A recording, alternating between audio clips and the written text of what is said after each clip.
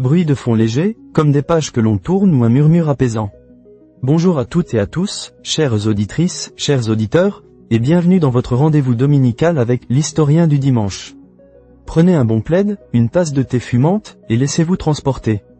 Aujourd'hui, nous allons plonger au cœur d'un mythe qui a traversé les âges, une histoire d'amour si passionnée, si fulgurante, qu'elle ne pouvait être que tragique. Une histoire qui nous parle de beauté, de désir, de jalousie, et de la fragilité même de la vie, même face à la puissance des dieux. Nous allons parler d'Aphrodite et d'Adonis. Imaginez un instant, mes amis, la Grèce antique, ses temples majestueux, ses forêts sacrées, ses plages baignées de soleil où l'écume des mers semble murmurer des secrets ancestraux. Et c'est justement de cette écume que notre récit prend racine. Car avant de parler d'Adonis, il nous faut évoquer celle qui est la déesse de l'amour, de la beauté et du désir, celle dont la naissance fut un événement en soi, Aphrodite. Elle n'est pas née des entrailles de la terre comme d'autres divinités, ni de l'union de deux titans. Non, elle est sortie, parfaite, radieuse, de l'écume marine, près de l'île de Chypre, portée par les flots, une perle d'une beauté incomparable surgissant des profondeurs. Zéphyr, le vent doux, l'aurait ensuite déposée sur terre. Dès l'instant où ses pieds foulèrent le sol, les fleurs éclosaient sous ses pas, les oiseaux chantaient des mélodies joyeuses, et l'air lui-même se faisait plus léger, plus enivrant. Aphrodite, mes amis, n'était pas juste belle. Elle était la beauté incarnée, le désir fait chair, une force irrésistible qui pouvait plier les cœurs des hommes comme des dieux. Mariée à Héphaïstos, le forgeron boiteux, un mariage de raison plutôt que de passion, son cœur, lui, était une flamme ardente, libre et insaisissable. Et puis, il y a Adonis. Un nom qui, à lui seul, évoque la jeunesse, la splendeur, mais aussi la mélancolie. Adonis, lui, n'est pas un dieu. C'est un mortel, mais pas n'importe quel mortel. Sa naissance est elle-même empreinte d'une histoire des plus étranges, une histoire qui tisse déjà le fil de la tragédie. Figurez-vous que son père, Cinyra, roi de Chypre, avait une fille, Myra. Et cette Myra, pour une raison qui échappe à la morale et à la raison, tomba éperdument amoureuse de son propre père. Une passion interdite, une flamme dévorante qu'elle ne put maîtriser. Les dieux, horrifiés par cette transgression, eurent pitié d'elle, non pas en la punissant sévèrement, mais en la transformant en arbre à myrrhe, cet arbre qui pleure une résine odorante, comme des larmes éternelles.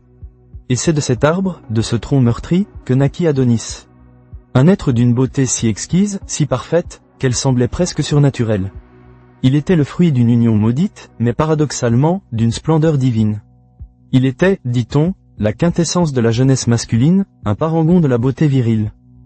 Ses cheveux étaient des rayons de soleil, son regard un lac profond, et son corps, la sculpture la plus achevée.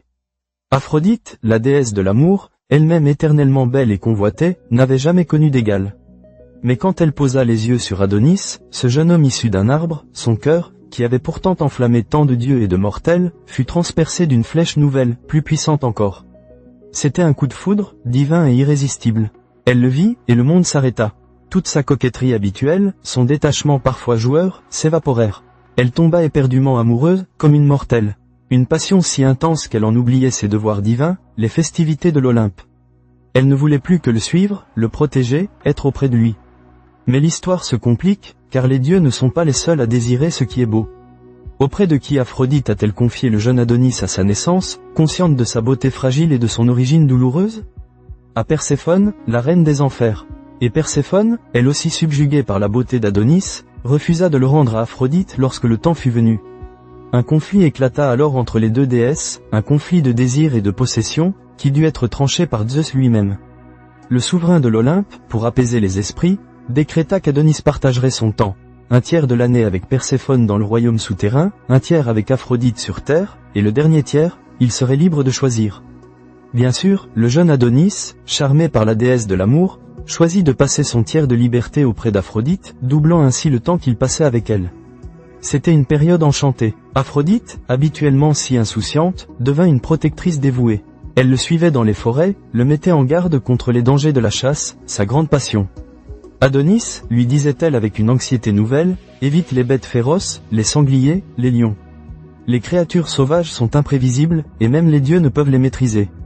Elle, la déesse de l'amour, délaissait ses charmes, ses cygnes, ses colombes, pour l'accompagner, pieds nus parfois, dans les sentiers escarpés. Elle qui n'avait jamais chassé, se retrouvait à courir avec lui, essayant de le retenir, de le conseiller.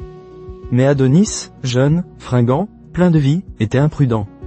Il aimait le frisson de la chasse, la course-poursuite, le défi des bêtes sauvages.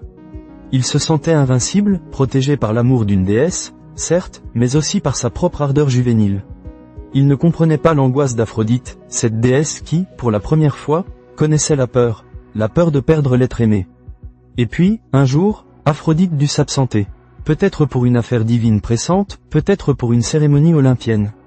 Toujours est-il qu'elle laissa Adonis seul, non sans le supplier une dernière fois d'être prudent, de ne pas s'aventurer trop loin. Mais le destin, mes amis, est une force puissante et parfois cruelle. La jalousie, elle aussi, est une force. On raconte que l'un des amants d'Aphrodite, le fier et belliqueux Arès, dieu de la guerre, était fou de jalousie de voir sa belle déesse si éprise d'un simple mortel. Et c'est cette jalousie qui, dit-on, prit la forme d'un immense sanglier sauvage, une bête féroce aux défenses acérées, un monstre de force et de rage. Adonis, insouciant, se lança dans une chasse, bravant les avertissements de sa déesse. Il traqua le sanglier, et le trouva. Un combat inégal s'engagea alors. La jeunesse et la beauté d'Adonis contre la fureur brute et la puissance destructrice de la bête. Le sanglier, une incarnation de la violence et de la mort, chargea. Ses défenses, aiguisées comme des lames, déchirèrent la cuisse du jeune chasseur. Adonis tomba, mortellement blessé, son sang pourpre se répandant sur la terre. La nouvelle, ou plutôt, le cri de douleur, parvint jusqu'à Aphrodite. On raconte qu'elle était alors dans son char tiré par des cygnes, s'éloignant, l'esprit encore un peu troublé par les avertissements qu'elle avait prodigués. Mais un appel désespéré, un pressentiment affreux, la fit rebrousser chemin. Elle vola, affolée, ses cygnes filant à travers les cieux. Lorsqu'elle arriva sur les lieux, la scène était déchirante. Adonis gisait, sans vie, dans une mare de son propre sang. Son corps magnifique, maintenant inerte, sa jeunesse fauchée. Aphrodite poussa un cri déchirant, un hurlement de douleur qui résonna dans toute la forêt, faisant frissonner les dieux eux-mêmes. Elle se précipita vers lui, ses pieds délicats se déchirant sur les ronces et les épines, son sang se mêlant à celui de son amant. Ses larmes, des larmes divines, tombaient sur le corps d'Adonis, des larmes de chagrin pur, de désespoir absolu. Elle le serra dans ses bras, le berça, pleurant sa beauté perdue, son amour envolé, sa jeunesse brutalement arrachée. De son sang, de ses larmes, de leur mélange divin et mortel, naquit une fleur. Une fleur d'un rouge écarlate, aussi vif que le sang d'Adonis, aussi fragile et éphémère que son amour, l'anémone.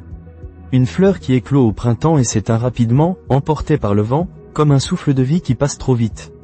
Aphrodite, inconsolable, implora Zeus et les autres dieux. Elle ne pouvait accepter la perte de son bien-aimé. Sa peine était si grande qu'elle émut même les plus stoïques des Olympiens. Et de nouveau, Zeus intervint. Il fut décidé qu'Adonis ne resterait pas éternellement aux enfers. Il reviendrait à la lumière, non pas pour toujours, mais pour une partie de l'année. Chaque printemps, Adonis renaîtrait et remonterait des enfers pour passer 6 mois aux côtés d'Aphrodite, ramenant avec lui la verdure et la floraison. Puis, à l'automne, il retournerait auprès de Perséphone dans le royaume des morts, marquant le début de la saison sombre et de la nature endormie. C'est ainsi que le mythe d'Adonis est devenu l'une des explications poétiques du cycle des saisons, de la mort et de la renaissance de la nature. La jeunesse éphémère d'Adonis, son amour passionné pour Aphrodite, et sa mort tragique sont célébrés dans des rituels antiques appelés les Adonies. Les Adonies étaient des fêtes de lamentation, surtout célébrées par les femmes, où l'on plantait des jardins d'Adonis, des graines à germination rapide dans des pots peu profonds. Ces plantes, vite montées, vite fanées, symbolisaient la beauté éphémère et la mort prématurée d'Adonis, et par extension, la fragilité de toute vie. On les exposait sur les toits, puis on les jetait dans la mer ou dans une source, dans un geste de deuil et de purification, rappelant les larmes d'Aphrodite et le retour d'Adonis aux eaux et à la terre. L'histoire d'Aphrodite et d'Adonis, mes chers auditeurs, n'est pas seulement un mythe grec ancien. C'est une méditation sur la nature de l'amour lui-même. Un amour qui peut être une bénédiction divine, mais aussi une source de douleur profonde. Un amour qui défie les catégories, qui traverse les mondes des dieux et des mortels. C'est la beauté qui attire, le désir qui consume, mais aussi la fatalité qui nous rappelle que même les plus belles choses sont souvent les plus fragiles, les plus éphémères. Aphrodite, la déesse de l'amour, a aimé comme une mortelle, avec cette même vulnérabilité, cette même intensité de la perte. Et Adonis, le jeune homme à la beauté incomparable, est devenu le symbole de cette jeunesse fauchée trop tôt, de cette promesse inachevée. Leur histoire résonne encore aujourd'hui, nous rappelant que l'amour, même dans sa forme la plus tragique, laisse une empreinte indélébile, une fleur écarlate sur la terre de nos cœurs, un murmure éternel dans le vent. Voilà, mes amis, l'histoire émouvante d'Aphrodite et d'Adonis, une tragédie qui continue de nous fasciner et de nous émouvoir. J'espère que ce voyage dans l'Antiquité vous aura captivé. C'est tout pour cette semaine dans l'Historien du dimanche. Prenez soin de vous, et surtout, n'oubliez pas que même dans la mélancolie des mythes, il y a toujours une beauté à contempler. Je vous retrouve avec grand plaisir le dimanche prochain pour une nouvelle histoire. D'ici là, portez-vous bien. Bruit de fond léger qui s'estompe doucement.